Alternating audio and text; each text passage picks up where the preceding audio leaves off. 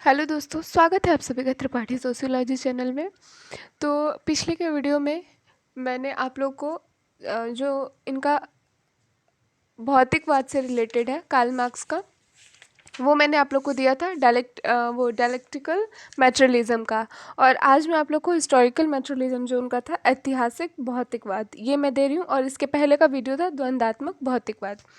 तो और अगर आप मेरा वीडियो देख रहे होंगे तो आप लोग को पता होगा कि मैंने कार्ल मार्क्स के हिस्टोरिकल मैटेरियलिज्म, डायलेक्टिकल मैटेरियलिज्म, इन सब को और कॉन्सेप्ट ऑफ एलिनेशंस, क्लास स्ट्रगल्स, ये सब मैंने पिछले के वीडियो में सिर्फ समझाया था आप लोग को मैप के जरिए।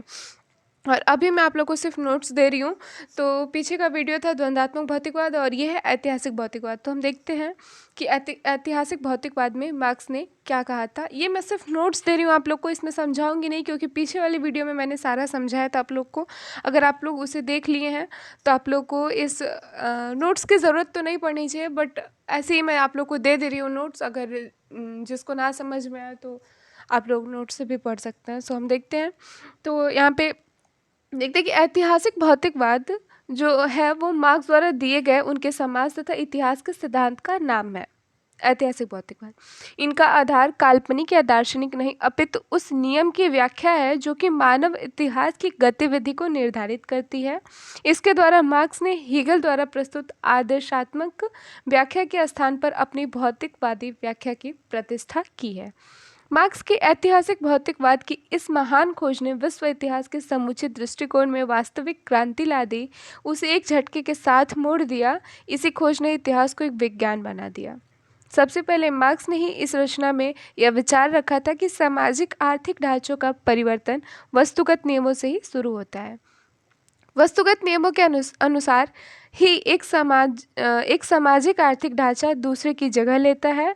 इसे प्रमाणित करने के लिए उन्होंने यह दिखाया कि इतिहास के दौर पर किस प्रकार आदिम सामंतवाद और पूंजीवाद सांपत्तिक संबंध एक दूसरे के स्थान पर आते जाते हैं, और इसी क्रम को समझाते हुए उन्होंने ऐतिहासिक भौतिकवाद का वैज्ञानिक बोध आवश्यक माना है। अब देखते हैं कि historical materialism or materialistic interpretations of history. तो इसका ऐतिहासिक भौतिकवाद का इतिहास क्या है, इसको हम देखते हैं। तो यहाँ पे हम देखते हैं कि मार्क्स के अनुसार समाज के भौतिक जीवन की अवस्थाएं अंतिम रूप में समाज की संरचना, विचार, राजनीतिक संस्थाओं आदि को निर्धारित करती है। समाज के भौतिक जीवन की अवस्थाओं की धारणा के अंतर्गत सर्वप्रथम प्रकृति या भौगोलिक पर्यावरण आता है। भौगोलिक पर्यावरण का सामाजिक जीवन पर निर्णायक प्रभाव नहीं होता, क्योंकि यह इतिहास इस बात का साक्षी है कि भौगोलिक पर्यावरण के परिवर्तन व विकास की अपेक्षा कहीं अधिक तेजी से सामाजिक परिवर्तन व विकास घटित होता है। एग्जाम्पल के लिए लेते हैं तो हम देखते हैं कि यूरोप का भौगोलिक पर्यावरण सदियों से अपरिवर्तित सा रहा है, जबकि पिछले 3000 वर्षों से उसी यूरोप में एक के बाद एक दूसरी सामाजिक आर्थिक व्यवस्थाओं के उद्भव, विकास और पतन हो चुका है। जैसे आदिम साम्यवादी व्यवस्था, दास व्यवस्था, सामंतवादी व्यवस्था, पूंजीवादी व्यवस्था, और जिसकी कल्पना कार्ल मार्क्स करते हैं वो समाजवादी व्यवस्था यानी कि कम्युनिज्म। तो देखते हैं कि ऐतिहासिक भौतिकवाद सामाजिक व्यवस्था पर जनसंख्या की वृद्धि का निर्णायक प्रभाव नहीं हो सकता, क्योंकि यह कारक यह नहीं बता सकता कि एक सामाजिक व्यवस्था ने ही क्यों ये जगह ले लिया, लेकिन आदिम साम्यवादी व्यवस्था का स्थान अमुक सामाजिक व्यवस्था ने ही क्यों ले लिया, ये ऐतिहासिक भौतिकवाद का जनसंख्या नहीं बता सकता। क्योंकि आदिम व्यवस्था के स्थान पर दास व्यवस्था का ही उदय हुआ, क्यों दास व्यवस्था का स्थान सामंतवादी व्यवस्था और सामंतवादी व्यवस्था का स्थान पूंजीवाद व्यवस्था ने ही लिया, अन्य किसी व्यवस्था ने नहीं। यदि जनसंख्या की वृद्धि ही सामाजिक विकास का निर्णायक कारण होती तो जिस समाज की जनसंख्या अधिक है वहाँ की सामाजिक व्यवस्था भी उच्च कोटि की होनी चाहिए, परंतु ऐसा देखने को नहीं मिलता। जैसे कि अपना भारत ही है, यहाँ पे जनसंख्या सब देशों से ज़्यादा है, तो यहाँ पे यहाँ पे सामाजिक व्यवस्था और भी उच्च कोटि की होनी चाहिए, परंतु यहाँ पे ऐसा कुछ देखने को नहीं मिलता। तो ये एग्जाम्पल यही इन्होंने कहा कि समाज की जो जनसंख्या है उस पे हम सामाजिक व्यवस्था को निर्धारित नहीं कर सकते। यदि यह सब सामाजिक जीवन के विभिन्न पहलुओं का निर्णायक कारण नहीं है, तो वो कौन सी शक्ति है जो इतिहास की घटनाओं, सांस्कृतिक व्यवस्थाओं, मनुष्य की धार्मिक, सामाजिक तथा राजनीतिक विचार एवं संस्थाओं का निर्धारण तथा नियमन करती है। यह शक्ति ऐतिहासिक भौतिकवाद के अनुसार मानव अस्तित्व के लिए आवश्यक जीवन के साधनों को प्राप्त करने की प्रणाली अर्थात भौतिक मूल्य जो है, मटेरियल नीड्स, भोजन, कपड़ा, मकान, क्लॉथ, यहाँ पे हो गया आपका फूड, क्लॉथ और शेल्टर, इन्हीं मतलब इनके प्रोडक्ट करने के लिए इनके उपकरणों को उत्पादन प्रणाली में निहित किया जाता है। और देखते हैं कि मार्क्स के ऐतिहासिक प्रमुख तत्व आर्थिक निर्णायकवाद। मार्क्स का यह विश्वास नहीं है कि सामाजिक व्यवस्था की व्याख्या उन हेतुओं के विश्लेषण द्वारा कर सकते हैं जिनसे मनुष्य कार्य करता है।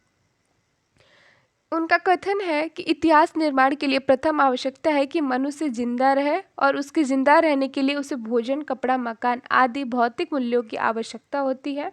मार्क्स के शब्दों में उत्पादन में मनुष्य केवल प्रकृति के ही नहीं बल्कि एक दूसरे के प्रति भी क्रियाशील होता है, किसी न किसी तरह से सहयोग करते हुए तथा अपने कार्यों के आपस में आदान प्रदान द्वारा ही वे उत्पादन करते हैं। उत्पादन करने के लिए उन्हें परस्पर मिलना तथा एक दूसरे से निश्चित संबंध स्थापित करना पड़ता है और केवल इन्हीं सामाजिक मिलन तथा संबंधों के अंतर्गत ही उत्पादन कार्य संपादित होता है।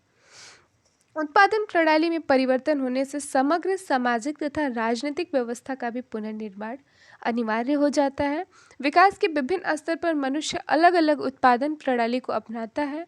आदिम साम्यवादी युग में एक प्रकार की उत्पादन प्रणाली थी, दासत्व युग में दूसरे प्रकार की, साम्यवादी युग में तीसरे प्रकार की और पूंजीवादी युग में चौथे प्रकार की। और इन परिवर्तनों के साथ साथ मनुष्य की सामाजिक व्यवस्था, उनके आध्यात्मिक जीवन, राजनीतिक संस्थाएं, विचार आदि भी परिवर्तित होते रहे। मतलब जिस तरह से सोसाइटी यही मैंने बताया था आप लोगों को कि जब एक सोसाइटी होती है उसमें क्लास होते हैं और क्लास के बीच जब स्ट्रगल होता है तो थोड़ा सा डेवलप होता है और एक नई सोसाइटी आती है।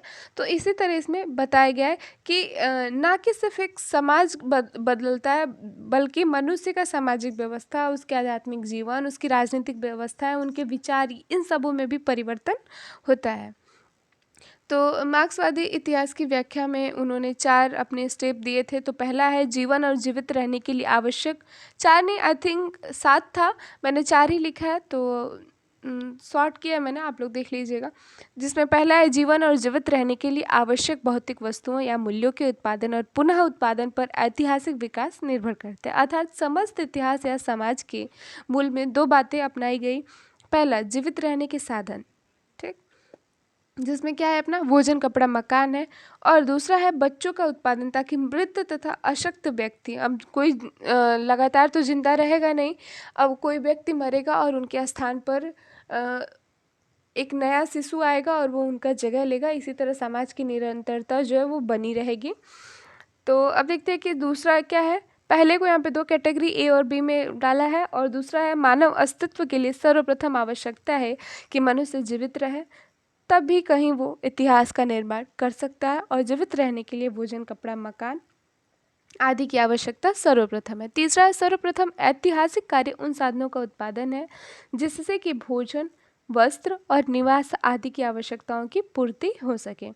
चौथा है इस कारण एक समय विशेष में जीवित रहने के लिए भौतिक साधनों को जिस सीमा तक हम प्राप्त करते हैं वो इसी के अंतर्गत आता है। पांचवा है इतिहास के सभी प्रमुख परिवर्तन उत्पादन प्रणाली परिवर्तन के ही फलस्वरूप होता है। लोगों के धार्मिक विश्वास, नैतिक आदर्श, कला, साहित्य, राजनीतिक संस्थाएं भी इन्हीं के तहत आती। अब एक यहाँ पे ऑब्जेक्टिव क्वेश्चन आपको ये भी देखने को मिल जाता है कि मार्क्स ने एंगल्स के साथ लिखी हुई अपनी रचना होली फैमिली, मतलब मार्क्स और एंगल्स ने साथ में मिलकर होली फैमिली की रचना की थी। तो ये भी क्वेश्चंस आ सकता है ऑब्जेक्टिव के तहत। तो आप लोग मतलब ये जो आप लोग लिख रहे हैं इसमें ऑब्जेक्टिव इसी में से बनता है, तो आप लोग इसे थोड़ा ध्यान से पढ़ा कीजिए। और ये है, इसमें मार्क्स ने विभिन्न युगों का व्याख्या किया और उन्होंने बताया कि किस प्रकार से समाज बदलता जाता है और कौन से समाज में किस प्रकार की व्यवस्था थी और अभी तक कितने समाज बीत चुके हैं और कौन सा चल रहा है और क्या आने वाला है, ये हम देखते हैं। तो हम देखते हैं कि मार्क्स के अनुसार उत्पादन प्रणाली के प्रत्येक परिवर्तन के साथ लोगों की आर्थिक संबंध, सामाजिक व्यवस्था आदि में भी परिवर्तन हो जाता है। इस दृष्टि से मानव इतिहास को 5 युगों में बांटा जा सकता है, जैसे कि इनमें से जो 3 हैं वो बीत चुके हैं और एक चल रहा है और एक आने वाला है, जिसकी कल्पना मार्क्स अपनी थ्योरी में करते हैं। यहाँ पे उन्होंने बताया आदिम साम्यवादी जो प्राइमेटिव था, प्राइमेटिव सोसाइटी, उसकी बात ये करते हैं। उसमें ये कहते हैं कि वो भी सोसाइटी क्लासलेस थी। इतिहास का प्रारंभिक युग था ये, और इस युग में उत्पादन के साधन किसी एक व्यक्ति विशेष के नहीं बल्कि पूरे समुदाय के होते थे, मतलब ये भी क्लासलेस था और सब मिलकर कार्य करते थे। संयुक्त श्रम के कारण उत्पादन के साधनों तथा उनसे मिलने वाली वस्तुओं पर सबका अधिकार होता था। जैसे कि एक कार्य नहीं रहते थे, मान लीजिए प्राइमेटिव सोसाइटी थी, अभी नई नई ये सारे बने थे, इंसानों को हर चीज़ नया नया देखने को मिलता था।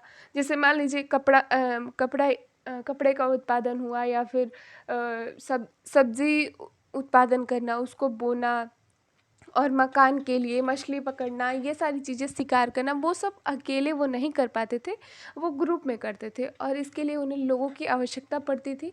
सब साथ में रह के करते थे और उसी समय से ये समाज आने लगा। फिर क्या हुआ कि वहाँ पे अब जब जो लोग ज़्यादा इन सब चीज़ों में पॉपुलर हो गए, वो क्या करने लगे कि वो उसमें अधिकार जमाने लगे। जैसे मान लीजिए मछली पकड़ने वाला है, तो उसका एक ग्रुप, एक संगठन हो जाता है, उसका एक ग्रुप बन जाता है और उसे लगता है कि बस अब मछली वाले गैप में मैं आकर जमींदार बन सकता हूँ, मतलब मैं अपने अंडर में कुछ लोगों को रख सकता हूँ। तो वो आके ये कहता है कि ये जो तालाब है, यहाँ से मछली कोई नहीं मारेगा, ये मेरा तालाब है। और वहीं से क्या होता है कि क्लासेस शुरू हो जाती हैं दो तरह की। एक एक जो जो मछली का तालाब बोलता है मेरा है, और लोग उस चीज़ को मानते हैं और उसमें कार्य करने जाते हैं और कार्य करने के लिए वो उनसे परमिशन लेते हैं, वो जिसको रखना चाहता है वो रखता है। तो यहाँ पे क्या होता है कि क्लास आ जाती है, 2 क्लास आ गए। तो उसके बाद से यही आदिम साम्यवादी युग के बाद से थोड़ा सा डेवलप हुआ, लोगों के दिमाग, माइंड में, विचार में उन लोगों के डेवलप हुआ और ये सोसाइटी किस में बदल गई, दासत्व युग यानी कि स्लेव सोसाइटी में बदल गई। और इसमें क्या होता है देखते हैं, इसमें दास व्यवस्था थी। दास व्यवस्था, इसी से समझ में आता है कि इसमें क्या होता होगा। उत्पादन के साधनों पर जो दास थे उनके मालिकों का अधिकार होता था। इनफैक्ट उत्पादन के साधनों पर ही नहीं बल्कि वो जो मनुष्य थे, जो दास थे, जो कार्य करते थे, उन पर भी इनका पूर्ण अधिकार था। वे जिस प्रकार से उत्पादन खरीद बेच सकते थे, उसी प्रकार ये उस दास को भी खरीद या बेच सकते थे और उसकी गलती पर ये उसे मृत्युदंड भी दे सकते थे। ये था। और फिर इसमें क्या हुआ कि धीरे धीरे ये समाज भी 2 वर्गों में बंट गया, जैसे मालिक व दास, और इनके बीच में स्ट्रगल हुआ और एक नई सोसाइटी आई जो थी फेड्यूलिज्म सोसाइटी, सामंतवादी युग। इस युग में क्या हुआ कि उत्पादन के साधनों पर सामंतों का अधिकार होता था और ये सामंत जो थे ये बड़े बड़े भूमि के स्वामी थे। मतलब इन प्राइमिटिव सोसाइटी के बाद से ये जो भी स्लैब सोसाइटी, फेड्यूलिज्म सोसाइटी, ये जो आया, इसमें विशेषतः भूमि की बात कही गई और जिनके पास भूमि था वो मालिक और जो उनके अंडर में कार्य करता था वो दास। तो सामंतवादी युग में भी यही हुआ। यहाँ भी ये सामंत और जो उनके अर्धदास होते थे उनके बीच वो स्ट्रगल हुआ और एक नई सोसाइटी आई जो यूरोप में 18वीं सेंचुरी में चल रही थी, पूंजीवादी युग, कैपिटलिज्म। और इस युग का प्रादुर्भाव क्या हुआ, इसमें लोगों के पास ज़मीनें, मतलब ज़मीनों पर कब्जा न होकर के यहाँ पर मशीनों ने इंसानों को अपने वश में कर लिया। यहाँ पे ये हुआ। इस युग का प्रादुर्भाव मशीनों के आविष्कार तथा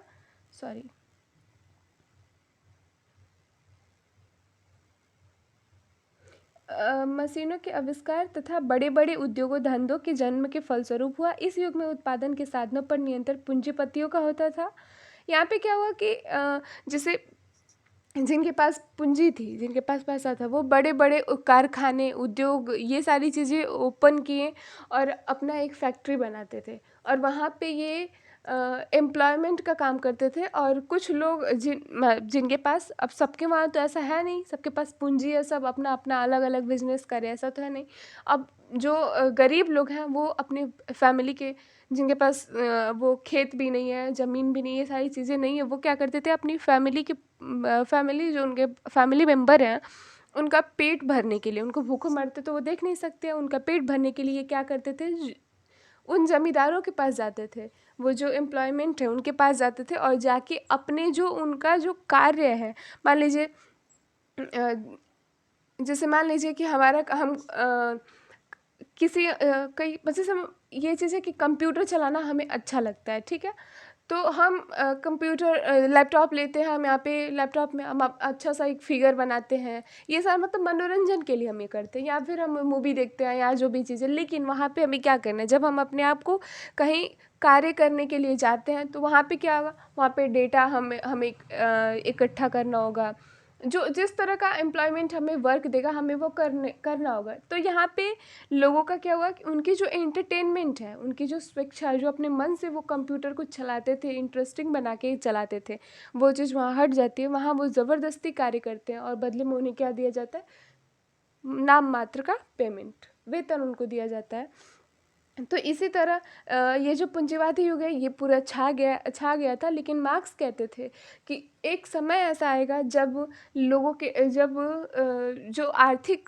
जो इकोनॉमिक सिस्टम है, जो आर्थिक है, वो आर्थिक मंदी होगी, और उस समय पता चलेगा कि पूंजीपति कौन है और श्रमिक वर्ग कौन है। जब श्रमिक वर्गों को काम नहीं मिलेगा करने को, और वो देखेंगे कि उन्होंने इतना मेहनत किया उसके बावजूद भी वो गरीबी उठा रहे हैं, और जो पूंजीपति वो अभी भी इंजॉय कर रहे हैं, तब उन्हें लगेगा कि प्रॉब्लम हमारे अंदर नहीं, प्रॉब्लम सोसाइटी में है, और वो क्या करेंगे, इस सोसाइटी के खिलाफ कंप्लेन करेंगे, और वो पूंजीपतियों को ख़त्म करने की कोशिश करेंगे। तो इसीलिए मार्क्स ने कहा कि कैपिटलिज्म को कोई और ना ख़त्म करके कैपिटलिज्म खुद को ख़त्म करेगा, जो उसको बर्बाद करना है, डिस्ट्रॉय करना है, वो अपने अंदर उस सीड्स को, उस बीज को बो चुका है, और वो बीज धीरे धीरे आगे आएगी और ख़त्म हो जाएगी। और उसके बाद से इन्होंने कल्पना किया, इनका विश्वास था कि कैपिटलिज्म के बाद कम्युनिज्म आएगा, जो समाजवादी युग होगा, जिसमें कोई क्लास नहीं होगी, जैसे कि अपनी प्राइमेटिव सोसाइटी थी, लेकिन यहाँ पे टेक्नोलॉजी होगी, लोगों के पास सिस्टम होंगे, और लोग अपने कार्यों को अच्छे से फुलफ़िल कर पाएंगे, अपनी ज़रूरतों को फुलफ़िल कर पाएंगे, और इनके लिए किसी के मतलब इसमें किसी के ऊपर निर्भर रहने की ज़रूरत नहीं होगी। तो यही इसमें इन्होंने कहा था, ये समाजवादी। तो ये 5 युग हो गए, तो ऐतिहासिक ख़त्म हो गया। अब कुछ क्वेश्चंस है जो ऑब्जेक्टिव क्वेश्चन है और रिटेन है, तो शॉर्ट है और लॉन्ग है, ये सब मैंने रखा है। तो ये मैं आप लोग को कभी बाद में दूंगी, अभी नहीं दे रही। अभी मैं आप लोगों को कार्ल मार्क्स का ये जो उनका कॉन्सेप्शन है वो सोच रही हूँ उसका नोट्स दूँ आप लोग को कि ना दूँ। आई थिंक मैंने समझाया है, आप लोग अगर उसे समझ ले, अगर आएगा भी लिखने को तो ऐतिहासिक पूंजीवाद आएगा, या फिर द्वंदात्मक भौतिकवाद, ये इसी में से क्वेश्चन आएगा, और इन दोनों का नोट्स मैंने आप लोग को दे दिया। और इसके बाद हम मैक्स वेबर शुरू करेंगे, और मैक्स वेबर ख़त्म होगा जब मैं कोर्स कंप्लीट कर लूँगी, उसके बाद से मैं ये क्वेश्चन बहुविकल्पी और ये क्वेश्चंस एग्ज़ाम के टाइम तक दूंगी आप लोग को। सो वीडियो लाइक कीजिए, शेयर कीजिए, सब्सक्राइब कीजिए, बेल आइकन को दबाइए, और जितना हो सके आप इसे शेयर कीजिए। Thank you so much guys मुझे सपोर्ट करने के लिए। और जिस भी नोट्स की ज़रूरत है आप मुझे कमेंट करके बताइए, मैं आप लोग को वो जितना जल्दी हो सकेगा देने की कोशिश करूँगी। Thank you so much guys.